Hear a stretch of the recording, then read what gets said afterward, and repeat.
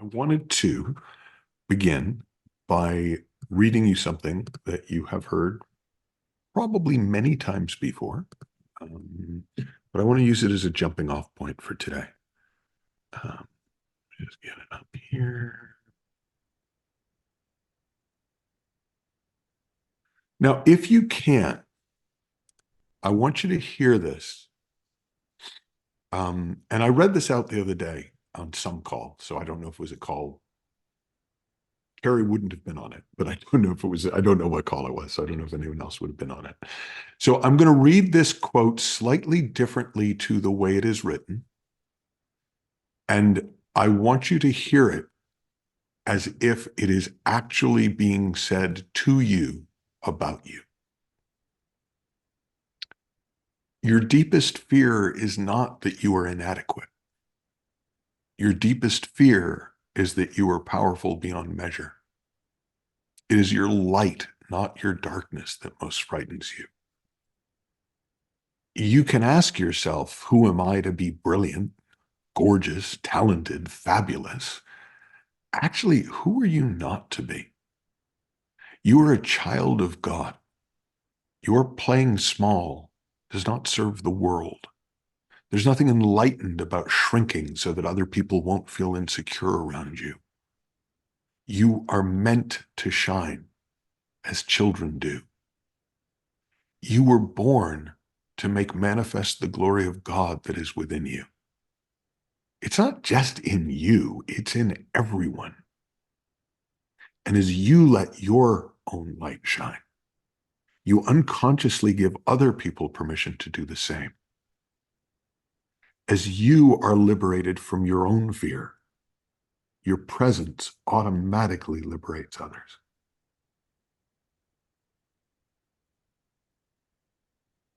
And while it's not part of the official quote, I want to kind of just add, put that in your pipe and smoke it. Like, I have heard that quote so many times. I heard it back when Nelson Mandela was supposed to have said it. I've heard it since I've known it was Marianne Williamson. I and and I never really thought it was about me. It was about us. Oh yeah, people. Yeah. Yeah, cool. Our deepest fear. It sounded really nice. And you go humans. We're great. I just couldn't take it seriously. And just lately, I've realized that it is certainly true about me. I I have throughout my life, and it sounds funny because the amount that I've let out has been bright enough that people notice. So it sounds funny that like I'm hiding my light under a bushel. I'm not doing a great job of it, but I am. I I am aware of how how much I still hold myself back. And it feels, does it, I can make the argument for it. Like it feels sensible. Well, yeah, here because, and with them because, and, obviously here because, but maybe there for a minute. Like, I have all these um, semi-geographical places where it's okay to be myself and to let my light shine. But we kind of there was a phrase that we used to use in at drama school, which was fear masquerading as good taste. Like a lot of times people would do very safe performances, and and it was like, well, no, I wanted it to be tasteful. I didn't want to overdo it. I wanted to, and you knew that actually most of the time it was just fear. It was fear of making a fool out of yourself. It was fear of being embarrassed. It was fear of being ashamed. It was fear of people not liking you. Like, oh, I mean, garden variety fear. And the funny thing is, I think when we really see fear as fear, it's not that hard. It's not that hard to either let it go,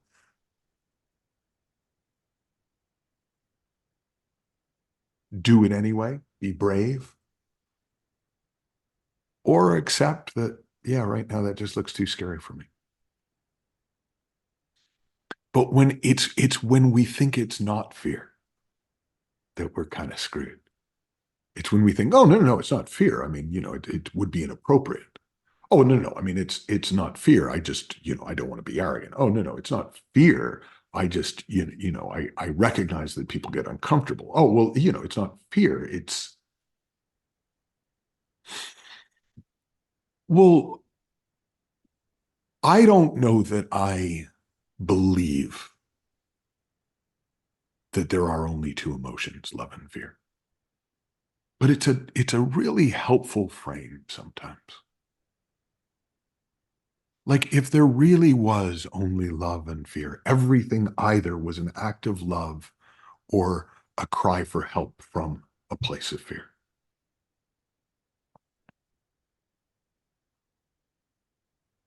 It gets really easy to navigate because I know what love feels like. Love feels like love. But fear's trickier, or I'm trickier with it because I can do a little dance and go, pay no attention to the man behind the curtain. We're off to see the, I can put on a show, but I can put on a show for myself. Like that's when it becomes problematic. Put on a show for others is just what we do. But if I start to believe I'm little, if I start to believe that I don't have the power of the universe at my fingertips,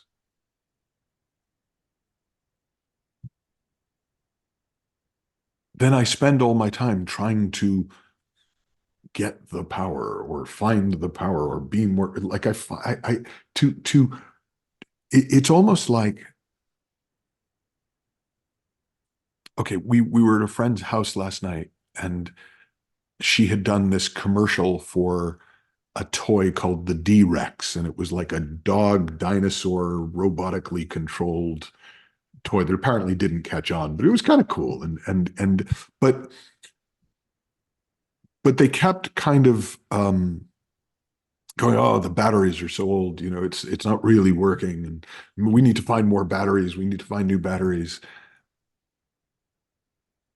And then they plugged it in, and it worked perfectly. Right, that's us. We're like, oh, I need to find a source of energy and power, and I need to, oh, maybe if I drink, my supplements, this is what I do, right? Like, oh, then I'll be, you know, but we just don't notice we've been plugged into the mains the whole time. Our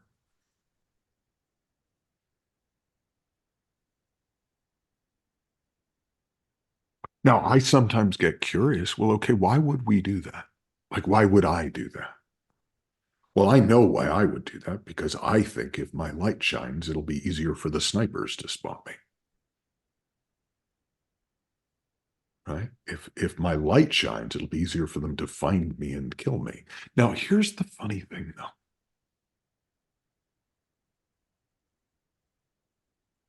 That just doesn't look as real as it used to. It doesn't look as serious as it used to. That used to be my constant background fear. Where are the men with guns? Right? I could walk into a room and tell you. Now, I do get that possibly borderline paranoid schizophrenia, but I got through that bit.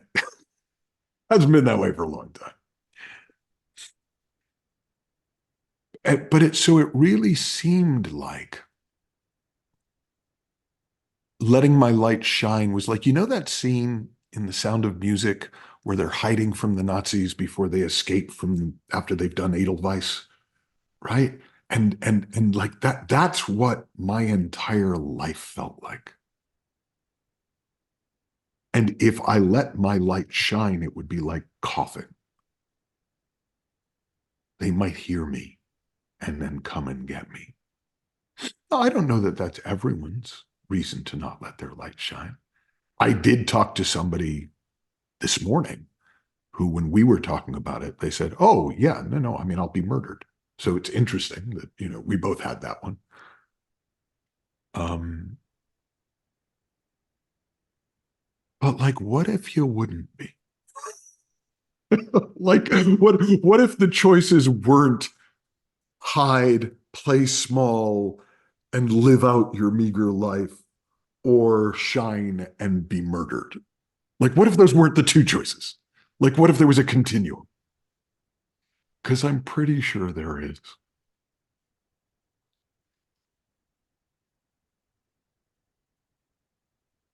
Now, why would we be afraid if it's not about being murdered, right? Let's put that one to one side. Why else might we be afraid of our own power, of being powerful beyond measure, of wielding the power of thought to create universes, of being wielded by the intelligence of life for a purpose recognized by ourselves as a mighty one? Well, for the same reason that if you handed me a gun, and I don't have a lot of experience with guns, I've shot them a couple of times, but I would do this with it. I would be very tentative and like, okay, I know that bit, don't press that bit. Like I don't really know guns, and I know what they can do. So I'm scared of them. But I know that my friends who know guns aren't scared of them. They just have a lot of respect for them. Now, that would be true of any great powerful thing we had. Like when you have a car, if you've learned to drive, taught your kids to drive, you don't want them going out driving till they really have a feel for driving, right? That's common sense. You don't want them wielding that power until they have a pretty solid understanding and feel for how that power works and what it can and can't do. So if the fear of our own power, what if it's just the same thing? What if it's sensible at first? What if it is a really sensible response to not quite being sure how to safely wield it? Then if we wanted to let our light shine, if we wanted to allow ourselves to be as powerful as we are, no more, no less, but as powerful as we are in the world, it would make sense that to go from fearing that power to respecting it and wielding it wisely would be getting to know ourselves and know the equipment better.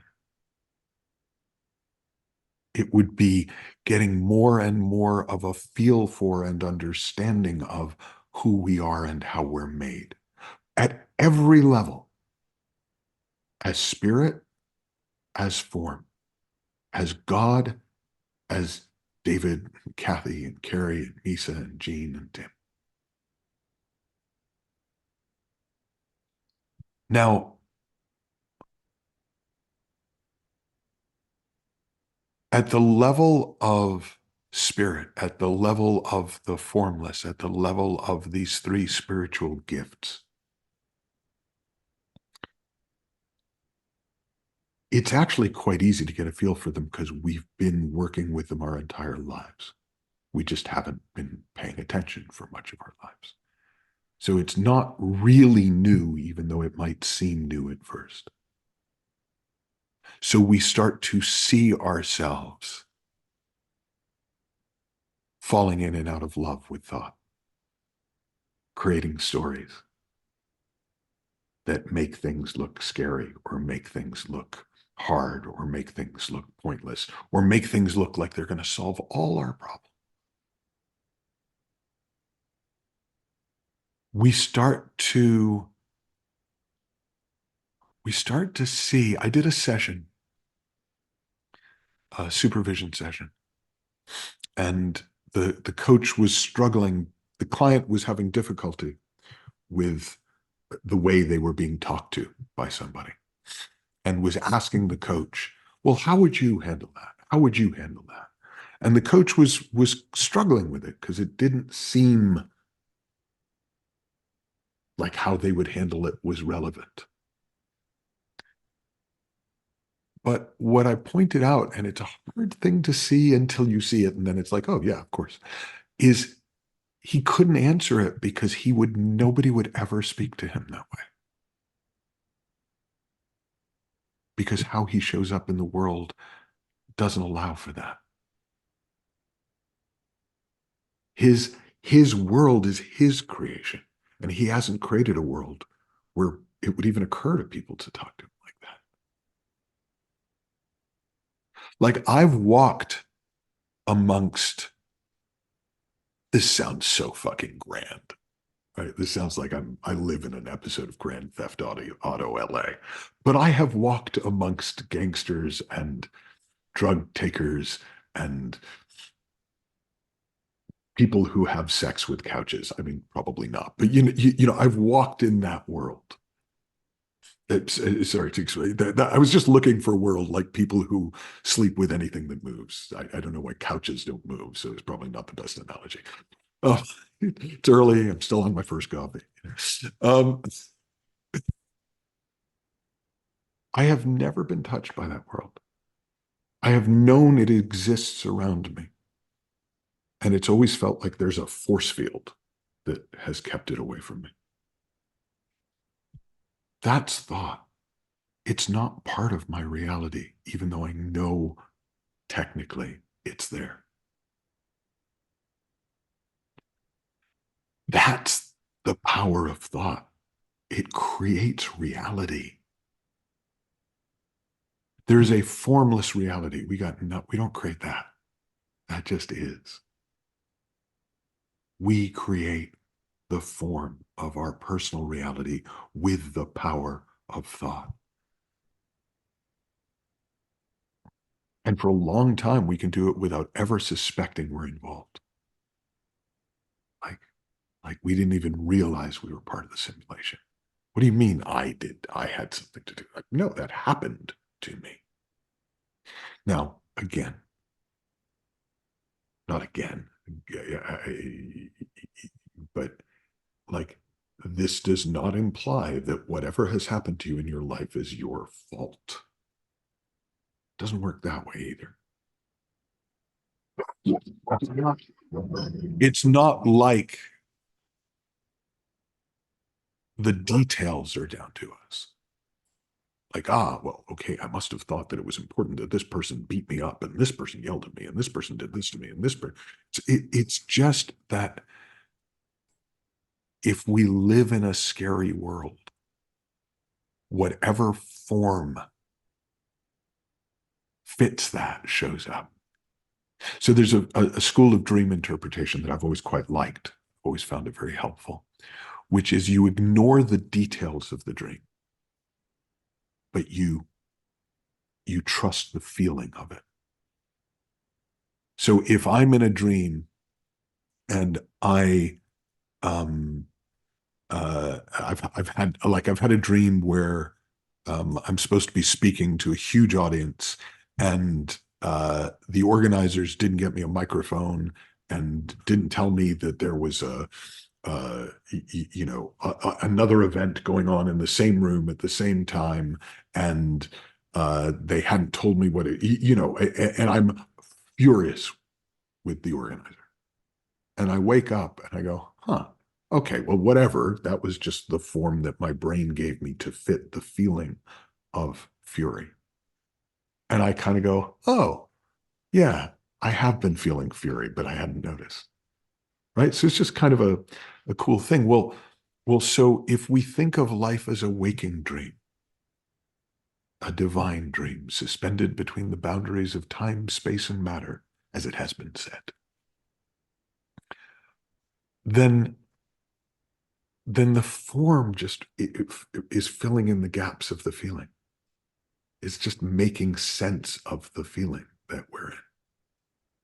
And if we're living in fear, things that in our world make sense as being scary show up. And if we're living in love, things that in our world make sense of living in love show up. But none of the details down to us. We're not puppet masters. But this is the power of thought. And if you are to wield the power of thought deliberately, consciously, which is what I am proposing we are here to do, you can create incredible beauty or hell on earth and everywhere in between.